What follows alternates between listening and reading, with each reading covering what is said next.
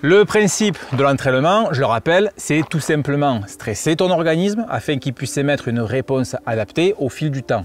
Donc tu l'auras compris, lorsque je parle de stress, il s'agit de l'effort effectué lors d'une séance et de la fatigue que cela implique, alors que la réponse adaptée, c'est en fait le moment où ton organisme récupère et qu'il adapte cette régénération au précédent stress vécu afin de mieux surmonter à l'avenir les prochaines séances. Ce phénomène, il est généralement appelé la surcompensation. C'est le moment où tu reviens plus fort qu'à ton niveau initial et j'en ai parlé de façon beaucoup plus détaillée dans une précédente vidéo. La surcompensation entre elles, étape déterminante pour progresser. Ce phénomène, il n'est pas quantifiable et il reste donc très relatif, surtout d'un individu à l'autre. Néanmoins, il est bel et bien prouvé que c'est une phase indispensable afin d'optimiser sa progression. Qu'est-ce que réellement une semaine de régénération? Comment ça se passe? Est-ce que je dois totalement arrêter l'activité? Cibler plutôt le volume ou l'intensité? C'est ce que l'on va voir aujourd'hui. Salut, c'est Damien de Passion Trail et bienvenue dans cette nouvelle vidéo où on va voir ensemble aujourd'hui comment se passe une semaine de régénération et en quoi ça consiste. C'est parti!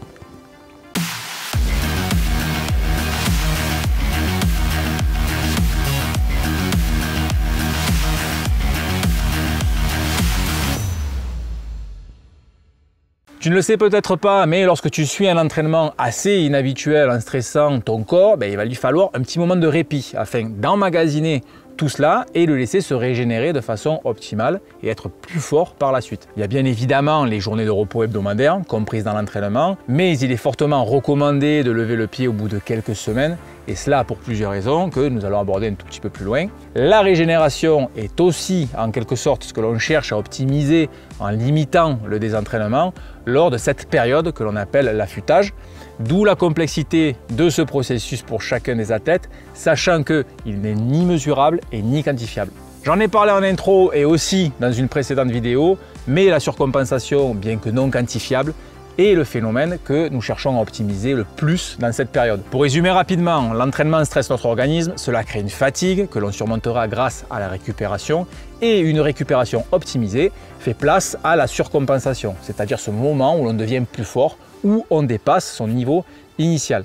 Oui, je l'ai déjà dit, mais bon, je le répète, mieux vaut deux fois qu'une seule, je continue. Donc, théoriquement, ce serait dans cette phase qu'il faudrait enchaîner un prochain entraînement pour optimiser la progression. Mais la régénération n'est pas seulement utile sur l'aspect physiologique, elle est aussi sur l'aspect psychologique, parce qu'en effet, il est important de rompre avec la monotonie et la difficulté des séances précédentes pour laisser le temps à notre mental de se poser et être prêt à vouloir de nouveau se confronter à des sessions difficiles qui feront mal aux jambes et au cardio. Si on ne s'en rend pas compte à temps, il n'est pas impossible de tomber rapidement dans une sorte de surmenage qui peut te mener petit à petit vers le rejet, voire même vers le dégoût du sport que tu es en train de pratiquer. Maintenant, la question que l'on pourrait se poser, c'est quand dois-je planifier cette semaine ou ce micro-cycle de régénération? Bien qu'il n'y ait pas de réponse exacte, il est souvent récurrent de préconiser généralement ce micro-cycle après 3 semaines d'entraînement intensif.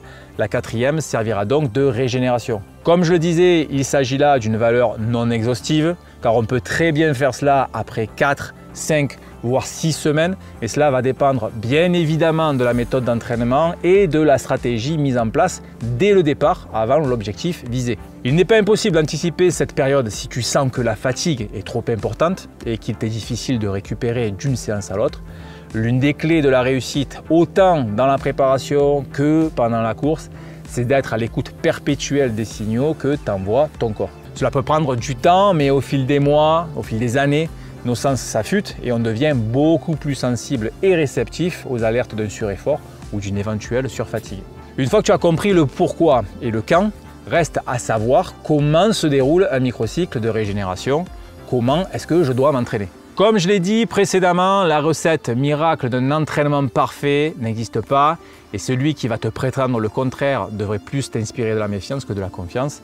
Donc on peut parler de plan généraliste lorsqu'on veut atteindre un objectif tout en restant dans un aspect récréatif. Cependant, lorsqu'on souhaite performer et se dépasser, individualiser le contenu de préparation sera indispensable pour toucher au but, car trop de paramètres varient d'un athlète à l'autre, et ce qui est efficace pour l'un ne le sera pas forcément pour l'autre. Du coup, aujourd'hui, j'énonce surtout des aspects généralistes qui sont maintes fois cités et recommandés dans la littérature de l'entraînement en sport d'endurance.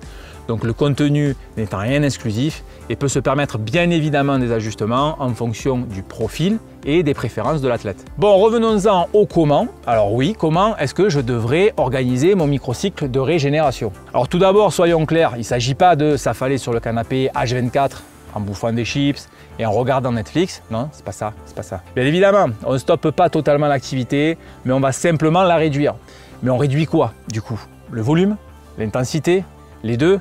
En sport d'endurance, c'est généralement le volume, c'est-à-dire le temps passé dans l'effort, que l'on réduit drastiquement, qui peut aller de moins 30% à moins 50%. L'intensité, quant à elle, c'est-à-dire le niveau d'intensité de l'effort, peut être conservé à partir du moment où le volume respecte le facteur de réduction précédemment cité. Donc par exemple, les sorties footing de 45 minutes peuvent être réduites à 30 minutes et un fractionné de 10 fois 45-45 à 6 fois 45-45. Outre ces deux séances typiques, tu peux éventuellement effectuer une sortie en fartlek. Et d'ailleurs, je te renvoie à cette vidéo qui explique un peu plus en détail ce qu'est une séance de fartlek. Du coup, ça rompt la monotonie des séances cadrées et calculées. À partir du moment où tu respectes la réduction du volume hebdomadaire, tu peux conserver un schéma classique au niveau des séances, c'est-à-dire footing, fractionné, sortie longue. Mais il est également possible, voire conseillé, de pratiquer un autre sport dit porté pour remplacer le footing par exemple et apporter tous les bienfaits de l'entraînement croisé que nous avions abordé aussi dans une précédente vidéo, comment améliorer endurance et puissance grâce aux entraînements croisés. Pour résumer, les avantages de pratiquer une activité comme le vélo ou le ski de rando, ça limite fortement les traumatismes articulaires car il n'y a pas d'impact au sol. Ensuite, ils entretiennent la condition aérobie et puis enfin, ils permettent là aussi de contrer les effets d'une certaine monotonie. Si tu me suis depuis un moment, tu sais que j'ai créé Passion Trail dans le but d'y apporter mon expérience de préparateur physique dans le trail running et que par conséquent, je suis un fervent défenseur du renforcement musculaire et toutes ces activités relatives comme les étirements, la mobilité. C'est donc l'occasion, lors de ce microcycle de décharge, de favoriser ces délaissés de la préparation en prenant le temps de revenir sur ces aspects qui sont généralement négligés. Voilà, tu connais désormais le principe d'une semaine ou d'un microcycle de régénération et nous savons qu'il est impérativement nécessaire de le respecter lorsqu'on suit un entraînement qui est plutôt soutenu. Cela optimisera tout d'abord les adaptations physiologiques, mais pas que. Ça va aussi permettre de récupérer psychologiquement et de se préparer mentalement à encaisser le prochain cycle d'entraînement. Ce sera l'occasion aussi de profiter de ce moment pour favoriser les séances de renforcement, d'étirement et de pratiquer des sports portés si tu ne le fais pas déjà en temps normal. Et voilà, c'est tout pour cette vidéo. J'espère que ça t'a plu. Si c'est le cas, surtout n'hésite pas à laisser un petit pouce bleu. Ça m'encourage et surtout ça me met en vue, ça me met plus en visibilité sur YouTube. D'ailleurs, si tu n'es pas encore abonné à ma chaîne, je t'invite à le faire pour être tenu informé des prochains posts. Tu peux me suivre aussi sur les réseaux sociaux Facebook, Instagram où je poste du contenu plutôt quotidiennement. Si tu as une quelconque question sur le sujet que l'on vient d'aborder, surtout n'hésite pas à poser ces questions-là dans les commentaires ci-dessous et je me ferai évidemment un plaisir d'y répondre. On se dit à bientôt pour de prochaines vidéos et d'ici là, n'oublie pas, ne reste pas en bas, prends la hauteur. Salut, ciao!